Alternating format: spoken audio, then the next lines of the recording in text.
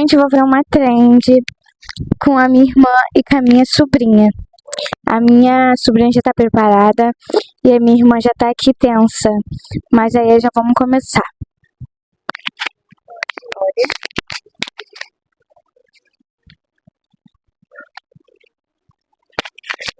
Pode fazer. Eu vou ler o que tá escrito aqui pra vocês. Aperte aqui. Aí eu aperto ou não aperto? Vou apertar. Vai arriscar ela. Lembra que eu sou tua mãe, tá, filha? Ela vai arriscar, gente.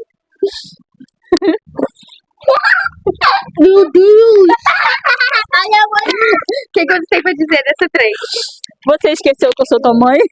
Ai, gente, olha isso. Bota ali agora. Vem cá. Chega de rir, calma, vai, chega. Tá bom, vai.